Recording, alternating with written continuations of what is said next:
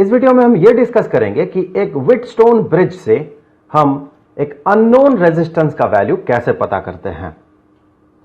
तो उसके लिए सबसे पहले देख लें व्हीटस्टोन ब्रिज का कंस्ट्रक्शन कैसे होता है। तो व्हीटस्टोन ब्रिज में लगा हुआ रहता है एक बैटरी, ये बैटरी E, जिसका EMF को भी हमने E ही माना। इसमें एक टैपिंग की होता है। टैपिंग की का कुछ खास काम नहीं होता है, यह सिर्फ सर्किट को ओपन या क्लोज करने के लिए होता है।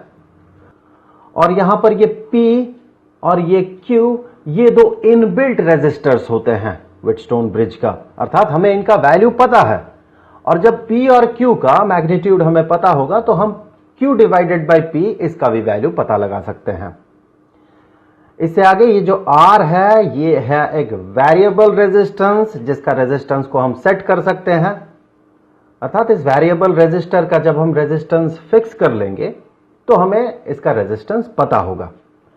अब ये जो X है, ये है एक अननोन रेजिस्टेंस। तो ये है वो अननोन रेजिस्टेंस जिसका वैल्यू हमें पता करना है। और यहां पर ये जो G है, ये है गैल्वेनोमीटर। हमने क्या किया, इस की को टैप कर दिया, अर्थात स्विच को ऑन कर दिया। इससे होगा क्या, इस पूरे सर्किट में करंट का फ्लो होने लगेगा। तो यहां पर हमने माना करंट फ्लो करने लगा I पूरे सर्किट से, तो बैटरी से निकला करंट I और वही करंट वापस आ गया बैटरी में। कुछ पॉइंट्स का नाम दे देते हैं हम यहां पर ये पॉइंट मान ले, यह है पॉइंट A, यह है पॉइंट B, यह है पॉइंट C और यह है पॉइंट D। तो करंट जब A पॉइंट में पहुंचेगा तो यहां से ये दो पार्ट में स्प्लिट हो जाएगा। सो पहला पार्ट करंट का आर्म AB से पास होगा, हमने माना ये करंट है I1, और दूसरा पार्ट जो है ये आर्म AD से पास होगा, हमने माना ये है I2। तो हम कह सकते हैं I1 plus I2 is equal to I। अब यही करंट I1 जब B पॉइंट में पहुंचेगा तो यहां पहुंच के ये दो पार्ट में स्प्लिट हो जाएगा। एक तो यहां से पास होगा और दूसरा इस आर्म से पास होगा, BD आर्म से पास होगा। तो हमने माना BD आर्म से जो करंट पास हुआ ये है I3, जो कि गैल्वेनोमीटर के थ्रू पास हो रहा है, और BC आर्म से जो पास हुआ ये है I4। और ये बहुत क्लियर है कि ये I4 ये बराबर होगा I1 माइनस I3 के। सो I1 माइनस I3 ये हो गया I4। अब ये जो I2 करंट है D पॉइंट में आके I3 करंट के साथ मिला और ये आगे DC आर्म से I5 करंट बन के पास होने लगा। तो ये I5 किसके बराबर है, I5 है I2 प्लस I3 के बराबर। तो इस फिगर से बहुत ही क्लियर है कि जब C पॉइंट में पहुंचेगा ये दोनों करंट, ये और ये, अर्थात I4 और I5, तो ये जुड़ जाएगा और इस सर्किट के अगले पार्ट से ये I बन के फ्लो करेगा। क्योंकि हमने देखा I1 plus I2 is equal to I। इन दोनों करंट्स को जोड़ दे तो आपको मिलेगा I1 प्लस I2। तो I1 प्लस I2 तो I के बराबर है, सो ये करंट I फ्लो करने लगेगा। अब हम क्या करते हैं कि ये जो वेरिएबल रेजिस्टेंस है इसके वैल्यू को चेंज करते रहते हैं। तब तक हम चेंज करते हैं जब तक कि इस गैल्वेनोमीटर में जो पॉइंटर है इसमें डिफ्लेक्शन 0 ना हो जाए। तो जब गैल्वेनोमीटर में डिफ्लेक्शन 0 होगा, इसका मतलब क्या होगा, इसका मतलब होगा ये जो I3 है ये I3 0 के बराबर हो गया। इस तरह के कंडीशन को कहा जाता है balanced condition of Wheatstone bridge. Balanced condition of Wheatstone bridge. और बैलेंस्ड कंडीशन में हमें मिलता क्या है कि गैल्वेनोमीटर में जो है, गैल्वेनोमीटर में इसका जो कांटा होता है, इसका जो पॉइंटर होता है, इसमें डिफ्लेक्शन नहीं होता है। गैल्वेनोमीटर में कोई डिफ्लेक्शन नहीं होता है। और इसका टेक्निकल मतलब यह होता है कि गैल्वेनोमीटर से कोई करंट पास नहीं कर रहा है। इसी को हम कह सकते हैं कि I3 इज इक्वल टू 0। अब देखिए, जब I3 0 होगा तो इस फिगर में बाकी जो वैल्यूज है करंट्स के वो क्या बन जाएंगे। तो I3 0 होते साथ ये टर्म तो कट गया, ये भी कट गया। सो I4 बराबर हो गया I1 के और I5 बराबर हो गया I2 के।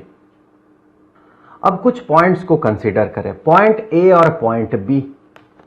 इन दोनों पॉइंट्स के बीच जो पोटेंशियल डिफरेंस होगा, so potential difference between point A and point B, इसे हम ऐसे भी लिख सकते हैं कि यह है ए पॉइंट का पोटेंशियल माइनस बी पॉइंट का पोटेंशियल। और ये किसके बराबर होगा? ओहम्स लॉ से देखें, एक रेजिस्टर के, यहां पर वो रेजिस्टर ये P है, एक रेजिस्टर के दोनों एंड में जो पोटेंशियल डिफरेंस होता है वो बराबर होता है इस रेजिस्टर के रेजिस्टेंस और उस रेजिस्टर से पास होता हुआ जो करंट है इसके प्रोडक्ट के बराबर।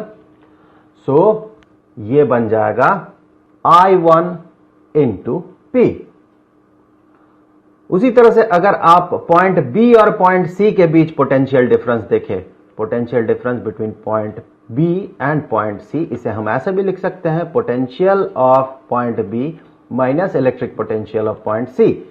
ये किसके बराबर होगा? देखिए यहां पर रेजिस्टेंस है Q जिससे कि करंट का फ्लो हो रहा I4, तो I4 तो I1 के बराबर है। सो हम यहां पर कह सकते हैं कि I1 into Q, Ohm's law से। अब देखिए पॉइंट ए और पॉइंट डी के बीच जो पोटेंशियल डिफरेंस होगा इसे हम कह सकते हैं potential of point A minus electric potential of point D.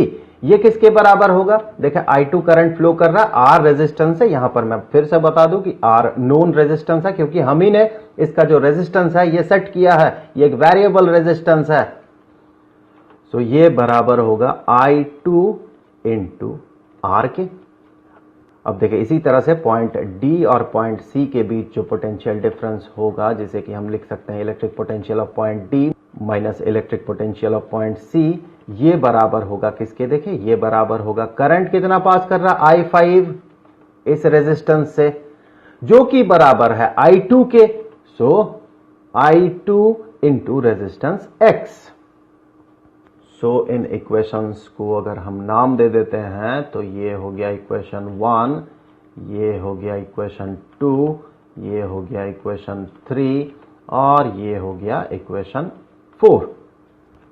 अब इसे आगे देखिए, अगर गैल्वेनोमीटर में कोई डिफ्लेक्शन नहीं है, अर्थात ये बता रहा है कि कोई करंट फ्लो नहीं कर रहा है गैल्वेनोमीटर के थ्रू, तो इसका मतलब है कि गैल्वेनोमीटर के दोनों एंड में, एक तो इस तरफ ऊपर की तरफ जहां की पॉइंट बी है और दूसरे तरफ जहां पॉइंट डी है, इन दोनों पॉइंट्स के बीच कोई पोटेंशियल डिफरेंस नहीं है। अगर होता तो करंट फ्लो करता। सो ये जो बैलेंस्ड कंडीशन है ये हमें इंप्लाई करता है, इससे हम कह सकते हैं कि ये जो पोटेंशियल डिफरेंस है पॉइंट बी और पॉइंट डी के बीच ये 0 के बराबर है। अगर टेक्निकली कहें तो हम कह सकते हैं कि जो पोटेंशियल डिफरेंस है पॉइंट बी और पॉइंट डी के बीच, जो कि इसके बराबर है, ये बराबर होगा गैल्वेनोमीटर का जो रेजिस्टेंस है वो, चलिए इसे हम G मान लेते हैं, इनटू गैल्वेनोमीटर से जितना करंट पास कर रहा है जो कि है I3, और हमें पता है I3 0 के बराबर है, तो ये बराबर हो जाएगा 0 के। तो हम कह सकते हैं electric potential of point B minus electric potential of point D is equal to 0। दूसरे शब्दों में हम कह सकते हैं कि electric potential of point B is equal to electric potential of point D. दोनों पॉइंट्स का पोटेंशियल बराबर है। इसका मतलब हम VB को VD से या VD को VB से सब्स्टिट्यूट कर सकते हैं। तो इन इक्वेशंस में देखें, इक्वेशन 1, इक्वेशन 2, इक्वेशन 3 और इक्वेशन 4 में हर जगह या तो VB या VD आपको दिखेगा। तो वहां या तो आप VB को VD से सब्स्टिट्यूट करें या फिर VD को VB से सब्स्टिट्यूट करें, दोनों साइमल्टेनियसली ना करें। यहां पर हम इस VB को सब्स्टिट्यूट कर देंगे VD से, यहां भी हम VB को सब्स्टिट्यूट कर देंगे VD से, लेकिन अब हम VD को VB से सब्स्टिट्यूट नहीं करेंगे। रीजन यह है कि अब देखिए ये जो एक्सप्रेशन है ये बराबर हो गया इस एक्सप्रेशन के, और ये जो एक्सप्रेशन है ये बराबर हो गया इस एक्सप्रेशन के। सो हम कह सकते हैं ये जो टर्म है इस टर्म के बराबर है और ये जो टर्म है वो इस टर्म के बराबर है। लेकिन अगर हम VD को भी VB से सब्स्टिट्यूट कर देते तो हम ये नहीं कह सकते थे कि ये जो एक्सप्रेशन है वो इस एक्सप्रेशन के बराबर है। ये कुछ ऐसा ही हो जाता कि मान लीजिए मुझे और आपको मिलना है और मैं आपसे मिलने आपके घर चला गया और आप मुझसे मिलने मेरे घर आ गए, तो फिर हम दोनों मिल नहीं पाएंगे ना। तो हम चेंज करेंगे सिर्फ VB को, आप VD को भी कर सकते हैं लेकिन दोनों को साइमल्टेनियसली ना करें। अब इन इक्वेशंस को कंपेयर करते हुए हम कह सकते हैं, सबसे पहले हम जो कंपेयर करेंगे, कंपेयरिंग इक्वेशन 1 एंड इक्वेशन 3, इन दोनों को कंपेयर करते हुए हम कहेंगे कि ये जो I1P है ये बराबर है I2R के। चलिए इसे नाम दे देते हैं, ये हो गया इक्वेशन 4। उसी तरह से जब हम कंपेयर करेंगे बाकी दो इक्वेशंस को, कंपेयरिंग इक्वेशन 2 एंड इक्वेशन 4, हमें क्या मिलेगा देखें। इससे हम कह सकते हैं कि I1Q is equal to I2X। चलिए इस इक्वेशन को हमने कहा यह है इक्वेशन 5। अब अगर हम इक्वेशन 5 को इक्वेशन 4 से डिवाइड कर दे तो देखिए क्या होगा। इससे आगे dividing equation 5 by equation 4 we have, हमें क्या मिलेगा देखिए। हम कहेंगे कि इक्वेशन 5 जो कि है I1Q is equal to something, इसे जब हम इक्वेशन 4 से डिवाइड करेंगे तो I1Q को डिवाइड करना है I1P से और ये बराबर होगा I2X डिवाइडेड बाय I2R के। सो I2X डिवाइडेड बाय I2R। यहां पर देखें ये I1Q बराबर था I2X के इक्वेशन 5 में देखें, और ये I1P ये बराबर था I2R के इक्वेशन 4 में देखें। अब देखें यहां से हम न्यूमरेटर डिनोमिनेटर से I1 को और फिर राइट हैंड साइड से न्यूमरेटर डिनोमिनेटर से I2 को कैंसिल कर सकते हैं और हमें क्या मिला, Q divided by P is equal to X divided by R। So इससे आगे हम कह सकते हैं कि ये जो X है जो कि अननोन रेजिस्टेंस है ये बराबर हो जाएगा Q डिवाइडेड बाई P जिसका वैल्यू हमें पता है इनटू R के, जबकि इस R का भी वैल्यू हमें पता है क्योंकि हम ही ने इसे सेट किया था। सो इस तरह से हम व्हिटस्टोन ब्रिज से एक अननोन रेजिस्टेंस का वैल्यू पता कर सकते हैं।